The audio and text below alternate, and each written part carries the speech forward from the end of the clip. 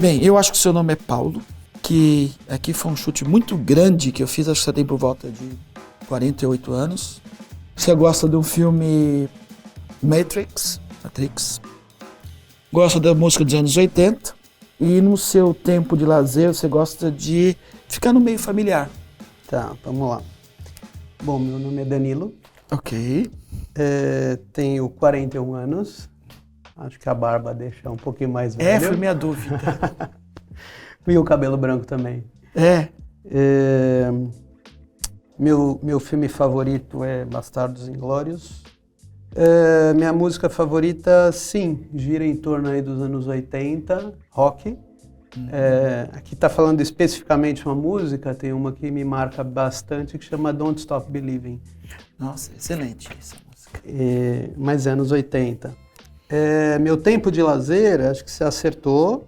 Eu gosto de ficar com os meus filhos, mas eu também gosto muito de esporte. Então eu jogo beach tênis, sou meio viciado nisso. Que bom. E em academia também. Bom, vamos lá. Para mim, estou falando com o Carlos, de 45 anos. Eu não coloquei exatamente um filme, mas eu coloquei filmes de ação. Eu pensei em algo não tão ficção quanto Matrix, mas alguma coisa tipo Gladiador. Ok. Troia, alguma coisa assim. Imaginei que você também gostasse de rock. E no seu tempo de lazer eu imagino coisas mais tranquilas, como ir em parque, cinema, ler, algo nesse tipo. Tá. Bem, meu nome é Cláudio Parra, eu tenho 53. Meu filme favorito é especificamente Star Trek Primeiro Contato. A música favorita tem a ver com série também, com filme, longa-metragem, que é o The Power of Love, De Volta ao Futuro, toca a trilha sonora. Uhum. E no meu tempo livre, especificamente, é difícil para mim, porque eu gosto muito de deixar tudo em ordem, tudo organizado. No tempo livre você organiza as coisas? Eu prefiro. Isso não me cansa. Isso não, muito pelo contrário, me dá um up, um alívio, porque de certa maneira eu estou utilizando minha mente em outras áreas para fora do que eu faço normalmente. Então, descansa, é uma técnica, não sei. Como que eu imagino que você cuida da sua saúde? É que você cuida bastante da sua saúde mental e espiritual, principalmente do seu bem-estar, da alma, mais do que da parte física. Como que está a sua saúde agora?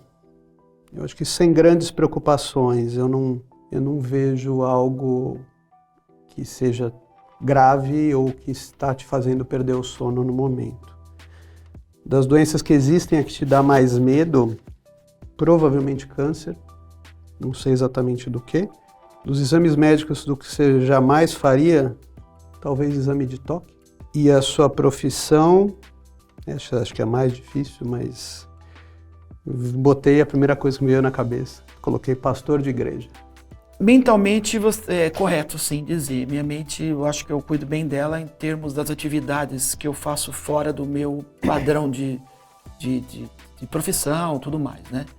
Porque eu estou sempre lendo coisas novas, aprendendo, faço algumas participações em alguns locais, minha mente realmente fica muito equilibrada. Agora, a parte física, como eu faço basicamente o mínimo necessário. Como eu tenho, vamos falar assim, o privilégio de até o momento, vou dar um exemplo, acho que há pouco tempo eu tive minha primeira dor de ouvido. Eu não senti nada. Então, talvez agora, daqui para frente, eu mude isso. A outra, como que eu me resumi, como está a minha saúde no momento? Eu me sinto ótimo, fisicamente, mentalmente, eu não tenho... Não, ótimo não, até excelente. Eu gosto de fazer um comparativo, quando a gente reclama, fico muito preocupado em estar reclamando só de uma encravada para um cara que não tem perna. Da doença que tem mais medo, em termos gerais, eu tenho medo por minha família ter algum problema. Eu, basicamente, em mim, eu sou tranquilo com isso. Então, não tenho medo. Posso ter receio, entender a doença, mas medo não. Sou tranquilo. Qual exame que eu jamais faria?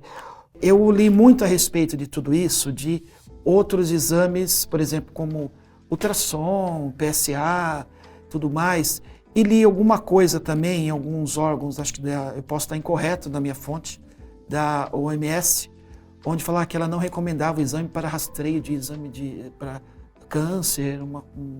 Eu li em alguns sites sobre isso.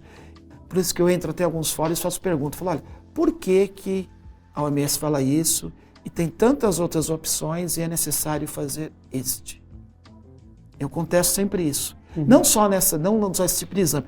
Em muitos outros, não é querendo ser sempre o contraditório. É que eu gosto de perguntar. Eu gosto, por que não? Por que não dá para virar à esquerda antes, né? De seguir em frente 10 quarteirões? É só por causa disso. Você tem algum receio de descobrir alguma doença? Porque eu escuto bastante esse tipo de situação. Meu time que está ganhando não se mexe. É melhor não procurar, senão a gente acha. Você tem algum tipo de receio de descobrir alguma coisa e ter que tratar? Porque, na verdade, muita gente tem mais medo do tratamento do que da própria doença. Ou seja, receber um diagnóstico pode virar um problema para essa pessoa, no sentido de, putz, agora eu vou ter que deixar de fazer tal coisa. Vou dar um exemplo. Tá, entendi. Não entendi um paciente que não sabe que é diabético, né? De repente sabe. E de repente ele sabe, você está com 53, talvez você escute a notícia que você vai ter que diminuir doce. E aí você pensa, mas se eu souber com 55, eu tenho mais 2 anos comendo doce. Tem alguma lógica isso para você ou não? Ou é simplesmente uma situação de eu acho que eu não fico doente e comigo não acontece? Não, o que não acontece não dá, porque infelizmente eu não sou super-homem. Eu só penso o seguinte, hoje, se eu for atrás de check-up, eu sou muito frio e lógico nessa parte. Primeiro, por exemplo, claro, com toda a ignorância que eu tenho, que eu não sou médico. Eu sou diagnosticado com um câncer X. Tá bom. Eu, como pessoa simples, vejo que pessoas são diagnosticadas, estavam bem, mas acharam o câncer. Estava tudo tranquilo na vida dela. Começa o tratamento, parece que aquilo dispara. Sabe, a vida vira do avesso, a pessoa, a doença elastra de um dia para o outro e morre rapidamente. Aí minha dúvida, caso eu tivesse deixado quieto isso, talvez eu teria uma qualidade de vida de mais 5, 10 anos, tranquila e... Depende da doença. Se for uma doença que chega arrebentando, provavelmente não. Tá. Eu acho que tem uma coisa que talvez a gente não tenha muito, que é cuidado físico e do mental. Eu vejo isso de monte, que é médico cuidando de doença e não cuidando do paciente. Okay. Eu acho que a partir do momento que você consegue tratar não só a doença como o paciente, ou seja, você está preocupado com a cabeça do paciente, você está preocupado com a família do paciente, você está preocupado com a repercussão com que essa notícia pode dar em todo mundo, e o que isso muda na vida do paciente, talvez você tenha mais adeptos ao tratamento, você consiga mais gente vendo sentido naquilo. Em relação ao toque, algo específico do toque do tipo não me toque, a gente está escutando muito de Novembro Azul agora, sim, falando de machismo, de aqui ninguém entra, e até uma comparação com as mulheres que fazem muito exame ginecológico, sim, desde cedo. Algo específico em relação ao toque, no sentido de vou continuar o resto da minha vida sem fazer, porque eu acho que isso me agride, talvez. Não digo... Ou agride minha sexualidade, não sei. Não agrediria, não. É que é diferente. Primeiro, é minha dúvida do que eu pesquiso, talvez em fontes incorretas ou equivocadas. E eu nunca ouvi uma resposta legal, interessante, por um leigo. Falou, olha, apesar dessa tecnologia, essa é complementar. Porque eu já cheguei a conversar com alguns profissionais pedir opinião sobre isso, e alguns não gostaram das minhas perguntas, né? Tudo bem, eu perguntei como leigo, não sei, né? Mas eu fiz até uma comparação que eu até pedi desculpa à pessoa que eu achei equivocada também. Falei, poxa, eu tenho tanta tecnologia e eu faço um exame que parece algo medieval, né? Porque me parece um desconexo. Talvez eu sou até ofuscado, que eu gosto tanto de ficção científica, tecnologias e tudo mais, e ficava gerando uma coisa ilógica na minha cabeça. Parece algo místico, sabe? Que você toca alguém, nossa, você tá bem. Bem, eu acredito que você cuide muito bem da sua saúde física, mental, você falou que pratica alguns esportes no início, então eu acredito que sim, você acredita muito, tá. E para mim está excelente, está ótimo, não vejo nenhum aspecto físico ou não vejo nada, para mim tá excelente. Com a doença, tá. Talvez Covid, que é um assunto muito forte ainda no planeta todo, enfim. O exame que você não fez, eu acredito que você não tenha problema com isso. O exame, não, esse eu não faço, você não tem problema. E essa parte para mim foi mais difícil com a profissão. Foi um chute assim no espaço. Eu acho que você é bancário, não sei. Como eu resumiria a forma com que eu cuido da minha saúde? Eu acho que eu cuido bastante, eu acho que minha preocupação talvez seja até excessiva, eu me cobro demais. Tá. Como eu resumiria a minha saúde no momento, eu estava pensando outro dia sobre isso, talvez eu acho que eu estou na melhor fase da minha vida, assim. Mesmo quando eu era mais jovem, eu não me sinto tão bem. Tá mais equilibrado mente como e corpo. antigamente, doenças que me dão medo, as doenças que me dão mais medo, eu tenho, é o que você falou, não é bem medo porque eu não deixo de fazer nada que me traga essas doenças, né? Mas eu tenho um certo pavor de doenças neurológicas.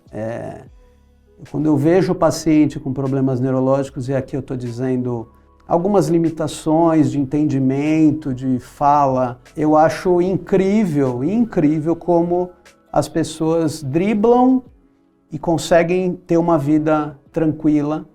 Provavelmente, se eu tiver uma doença dessa, eu também vou ter que me adaptar e vou conseguir, mas é uma coisa que me impacta. Dos exames médicos, eu acho que não tem nenhum que eu não faria. Eu acho que eu me considero um paciente bem bonzinho. Minha profissão, falou bancário. Foi um chute. Eu sou médico. Eu sou urologista. Então, deduzido com as últimas falas. Eu sou médico urologista e agora no Novembro Azul talvez é o mês que a gente mais trabalha e mais fica em evidência. Não vou querer te convencer a nada, não tenho essa pretensão, claro. Mas acho que no momento que você fala nenhum profissional nunca me deu nenhum argumento plausível, infelizmente, eu vou tentar.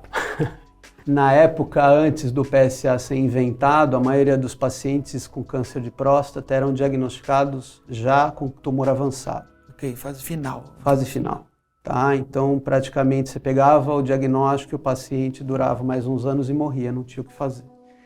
O toque, ele sozinho, ele pega 10% dos tumores. Né? Então, ele basicamente pega quando o negócio está avançado ou em algumas situações que o tumor é localizado. Tá? Okay. Mas ele só pega 10%. Quando o PSA veio, o diagnóstico só com o PSA subiu para 60%. Então, os pacientes que faziam exames de sangue de PSA e não faziam toque, eles tinham lá mais ou menos 60% de diagnóstico. Quando você junta PSA e toque, você chega não é bem diagnóstico, mas é uma chance de detectar tumor de 90%. Então, quando você junta as duas coisas, você junta o exame de sangue e o toque, você chega mais ou menos em 90%. Em medicina, eu acho que não dá para falar nada sem falar de estudo. Agora, com a Covid, você deve estar escutando estudo, o que é ciência, o que é mito. A urologia ela tem muito protocolo para tudo, absolutamente tudo, da sociedade brasileira, da americana. Então, assim, tem na história da saúde americana, eles começaram a fazer check-up de próstata. Okay. O número de diagnósticos de câncer de próstata disparou, óbvio, porque eles começaram a fazer diagnóstico em muita gente, claro, que não ia ser feito, né? Entendi. E a mortalidade caiu. Depois de um tempo, o governo americano, que é diferente do nosso, eles pensam que vale a pena gastar dinheiro ou não, interrompeu o check-up. E aí, o que aconteceu? Obviamente, o número de diagnósticos caíram, só que o número de tumores metastáticos disparou. Aconteceu 2 fenômenos. O primeiro é que o governo americano começou a gastar muito mais, porque esses pacientes dão muito mais custo. O custo daqui, o investimento é maior. Não. Eles começaram a gastar em radioterapia, em quimioterapia, em internação de UTI, em sangue, em um monte de coisa. E mais do que isso, eles começaram a tomar processo de um monte de pacientes que perderam a chance de serem diagnosticados logo no começo. E perderam o que a gente chama de janela de cura. Eles perderam o bonde. Passou e quando eles iam para frente não acontecia nada. E por último, o que a gente sempre fala é que as campanhas, principalmente a de Novembro Azul, não previne nada. O que a gente faz é tentar fazer diagnóstico rápido, porque a gente sabe que quando você pega, por exemplo, no meu caso, câncer de próstata, você faz um diagnóstico, 90% desses pacientes vão ser curados se o tumor é localizado. Ao passo que quando você pega o paciente com um tumor metastático, você quase não cura ninguém. Então, a gente não previne ninguém. Prevenir é evitar que o cara fique doente. Evitar de, A gente não faz nada disso. A gente tenta fazer o tal diagnóstico precoce. Então, é isso que eu falo para os pacientes. Câncer de próstata é o principal câncer do homem, é o primeiro que acomete e é o segundo de mortalidade, só perde para pulmão. Por que mata tanto? Porque os caras não vão no médico. O Brasil tem quase 1/3 dos pacientes fazendo o diagnóstico já em metástase. A maioria não tem muita chance de sobreviver ou tem uma vida muito ruim. E a gente sabe que mundialmente 90% dos pacientes, quando pegos o tumor localizado, eles conseguem curar. Então é isso. Na verdade, essa história que você está me contando, eu já escutei de muito paciente, né? E o que eu falo para eles é: entenda que se você esperar para ter sintoma, você vai chegar tarde. Né? Se você chegar um pouco antes, você tem a possibilidade de entrar naquela janela de cura. O triste da história é quando você pega pacientes, por exemplo, que vieram há 5 anos atrás e estão vindo hoje no consultório, e você abre o prontuário do cara e vinha tudo bem, de repente ele sumiu, e ele vem e o tal do PSA dele disparou, e você pede uma ressonância e o tumor está avançado, e você faz a biópsia, é um tumor agressivo, e ele fala: e agora eu estou lá nos 90%. Você fala: não mais, você estava 2 anos atrás. Agora você vai ter problema com essa doença. Você não ia ter problema com ela 2 anos atrás. Você ia curar. Agora você vai ter problema com ela. É triste pra gente também, é meio frustrante. Mas eu acho que é nossa tarefa tentar contar e explicar, mas óbvio que a decisão é sempre do paciente de seguir e ter um tempo de amadurecimento também. Claro. Na verdade, eu não... É estranho para mim o sentimento, porque eu não...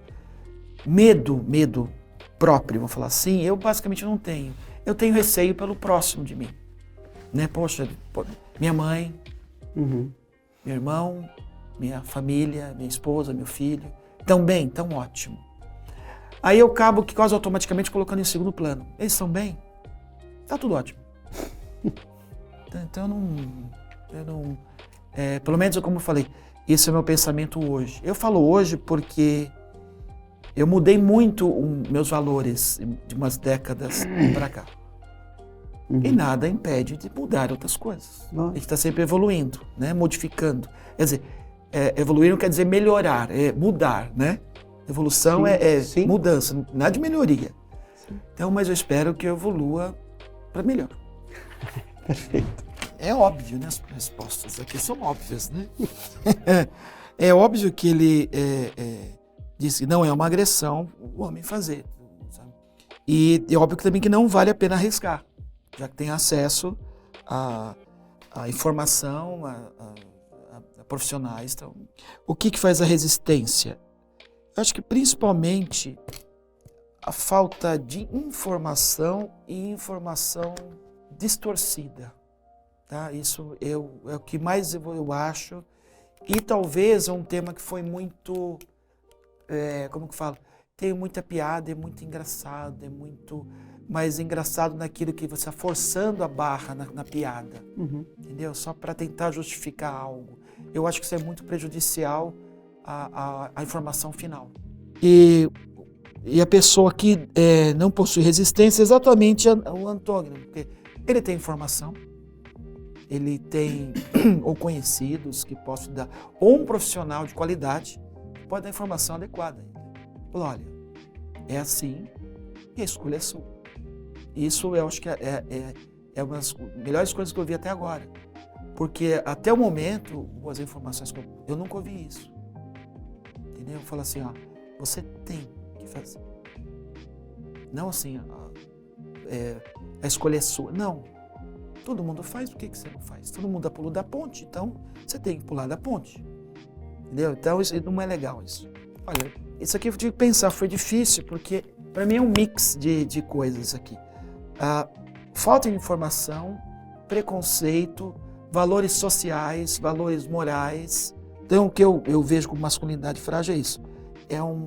Falta de informação com preconceito na enésima. Exponencial enésimo.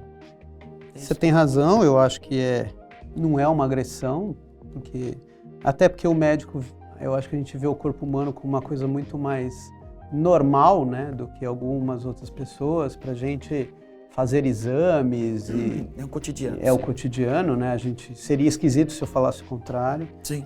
Não vale a pena arriscar ficar doente? Com certeza não. Na verdade, eu acho que eu incluiria mais do que o toque. Eu acho que não vale a pena arriscar ficar doente sem ir ao médico. É um pouquinho mais amplo, porque quando a gente fala de toque, a gente está falando como se o toque salvasse ou como se fizesse diferença só o toque. É isso que eu sinto nas publicidades. Eu acho que o que faz diferença é você bater papo com o médico, é você se informar. É você ir na consulta e marcar. Se lá dentro você vai fazer o toque, são outros 500. Eu fico muito contente quando eu vejo um paciente que ele fala, me convenci, ou até me convenceram, de que eu tinha que vir aqui. Aí eu penso, opa, agora a responsabilidade daqui para frente virou minha. E eu tenho que mostrar que valeu a pena ele ter vindo aqui. Sim. E mesmo que ele saia dizendo que não vai fazer toque, eu não fico chateado. Eu não acho que eu falhei. Numa consulta que ele decidiu não fazer o toque, é minha obrigação fazer tudo o que eu posso nesse paciente que não quer fazer toque, entendeu? Ok. Tipo, ok, você não quer fazer toque, mas eu tô vendo aqui que teu exame está alterado. Você não quer fazer toque, mas eu posso prosseguir com outro exame, eu posso pedir uma ressonância para você. E se ele falar não, eu vou falar... Entende que se você não fizer, isso pode causar um problema, você pode ter um tumor, e aí eu desenvolvo tudo. Claro, dá alternativa. Exatamente. Eu acho que o ponto de empatia, né, e medicina eu acho que só funciona com empatia, é você se botar no lugar da pessoa e entender que o que ela passou é diferente do que eu passei. Né? O que você aprendeu é diferente do que eu aprendi. Você veio com outros conceitos, outras ideias.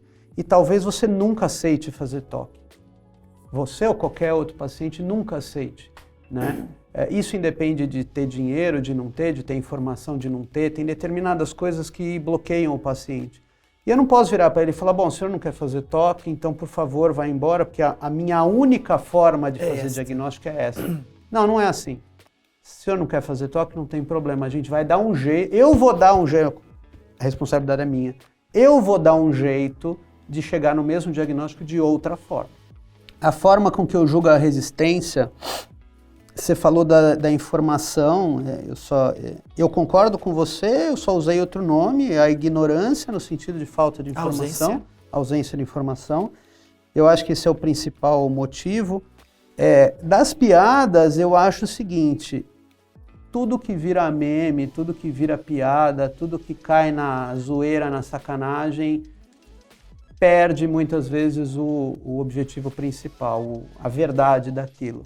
É um grande problema e na minha área eu vejo isso com um monte de coisa, né? Eu vejo isso com sexualidade, eu vejo isso com DSTs, né? As doenças sexuais, eu vejo isso com impotência. Quanta piada com impotência, quanta piada com ejaculação precoce. Exatamente. E os caras não vêm no consultório porque eles têm receio de que o próprio médico dê risada da cara dele. Ele vai virar um meme. Eu seguro o semblante e falo, cara, fica tranquilo. 1/3 da população tem ejaculação precoce. Você e uma galera tem ejaculação precoce. Porra, 1/3, mas ninguém fala. Por isso que você não veio, né? Porque se 1/3 dos seus amigos contassem, Tava lá já. você já estava aqui, porque você ia falar, todo mundo tem, qual é o problema? Então as pessoas acabam não conversando umas com as outras, elas não dividem experiência, ninguém sabe de ninguém, vira chacota. O cara vira chacota para ele mesmo, ele não consegue abrir isso nem com o médico. Sim. Mas é muito legal quando esses pacientes chegam e você conversa com eles e fala, nossa, que bom. Tirou o peso. Tirou um peso. E como eu julgo quem não possui resistência, eu acho que é uma pessoa que está mais convencida da gravidade Mais antenada. da doença e da complicação de não fazer aquele protocolo. Como eu resumiria a masculinidade frágil, eu acho o seguinte, tem um comportamento que é mais masculino do que feminino de achar que é meio síndrome do super-homem, meio que eu não fico doente. Ok. Comigo as coisas são menos graves, eu provavelmente vou sofrer menos do que os outros. E cada vez, e eu me uso como exemplo, cada vez vai passando o tempo e eu vou vendo como o ser humano é frágil. Como a gente morre fácil, como a gente morre por bobagem. E acho que a gente tem que enxergar a nossa fragilidade para baixar a guarda e entender que sim, de vez em quando você vai precisar de um tratamento, né? Porque a gente é frágil, a gente morre com qualquer bobagem, essa que é a verdade. Então acho que essas são as minhas perguntas. Vamos às suas. Eu acho que no começo da nossa conversa, certamente você colocaria o toque é uma agressão e que vale a pena arriscar ficar doente.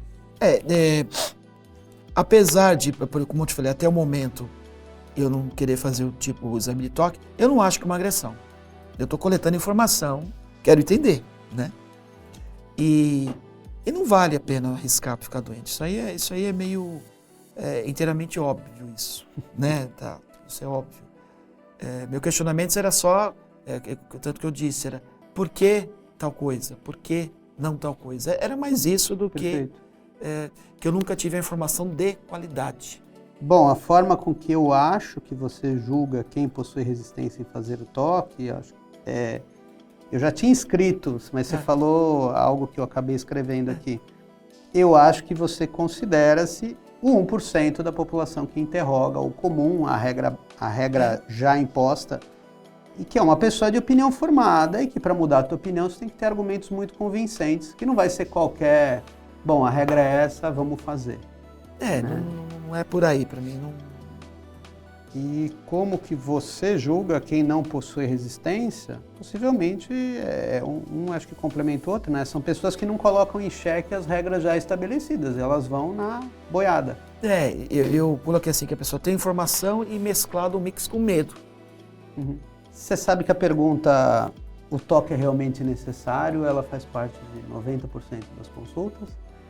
E aí o que eu respondo é, olha, quando você vai no cardiologista, o cara tem um estetoscópio e ele demora 10 segundos para escutar seu coração e você não pergunta por que ele não pede um eletro em vez de escutar seu coração. Ele ausculta. Ele ausculta porque é fácil, porque está na mão, porque é só colocar o aparelhinho e ele... É instantâneo. E ele ganha uma informação que ele aprendeu por séculos que aquilo lá é valioso. Possivelmente não substitui o eletro. Ok. Mas ele não tem por que abrir mão de uma coisa que talvez dê dica para ele e ajude ele a já começar um diagnóstico. Quando me perguntam do toque, eu dou duas respostas. A primeira é, existe um exame que substitui os toques? Existe. O toque serve para sentir nódulo, para sentir tumor. Ponto. A ressonância faz isso muito melhor. A ressonância mapeia a próstata inteira, te dá o tamanho, te fala onde é o nódulo, te dá ainda a porcentagem de chance de câncer. Um exame maravilhoso. Custa entre 4 a 5 mil reais. Que você demora 10 dias para marcar no laboratório, que é um negócio que não sei se você já fez uma ressonância, mas é uma barulheira insuportável, que inclusive eles dão uns fones para você colocar que você não aguenta. O exame dura quase 1 hora, então entre ir e voltar você perdeu 2 a 3 horas.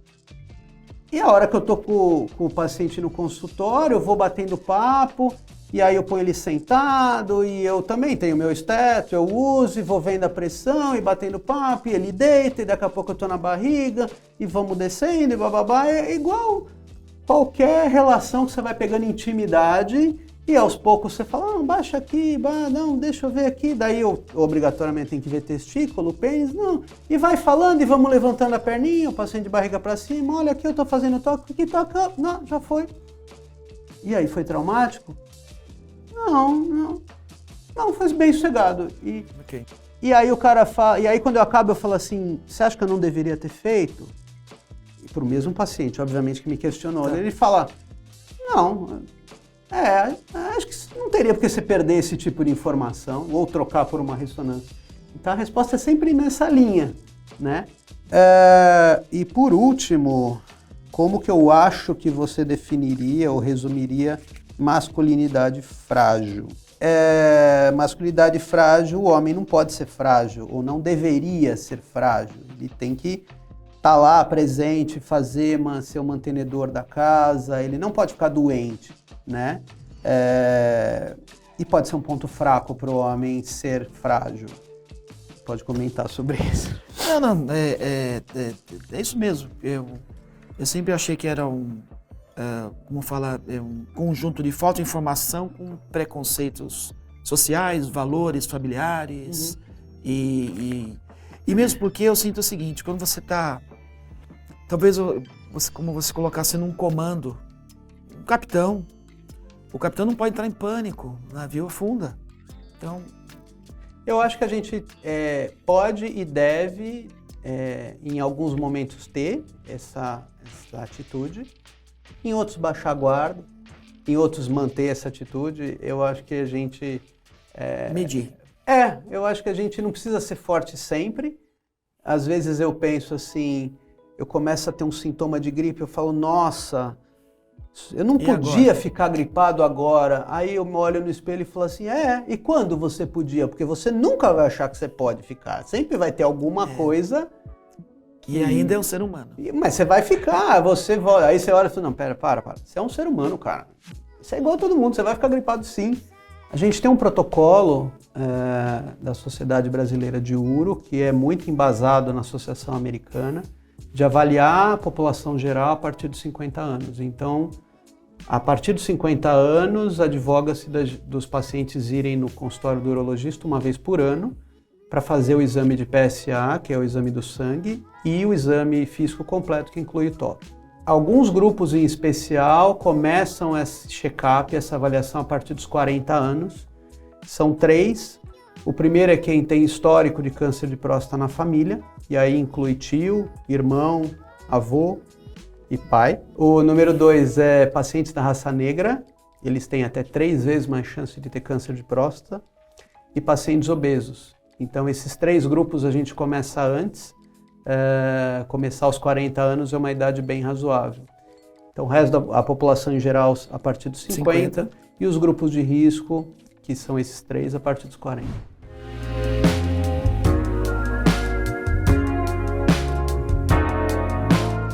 Isso aí não tem nem dúvida. Eu já seria antes de conhecer, mas conhecer. Sim, claro, sim, claro. Lógico, eu gosto muito de ficção científica, especificamente de Star Trek, Jornada das Estrelas. E eu estava lendo um dado que eu nunca tinha percebido.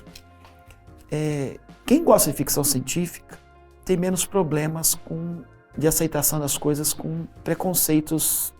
Então, aí eu sempre coloquei algumas décadas na minha cabeça fosse um protocolo mesmo, uma instrução assim. A primeira impressão não vale nada. Você não tem parâmetros, você não tem nada. Além de você ser quem para julgar o outro por quê. Então, você só tem o preconceito, né? Entendeu? Então, nesse caso, nesse ponto específico, eu não me permito ter esse pré-conceito. Eu acho que médico nem pode, por conceito, ser preconceituoso. Porque a partir do momento que você é preconceituoso, você já perde a possibilidade de ganhar confiança de um monte de gente. E eu enxergo o preconceito como bloqueio de aprendizado. Sim, isso aí. Prazer.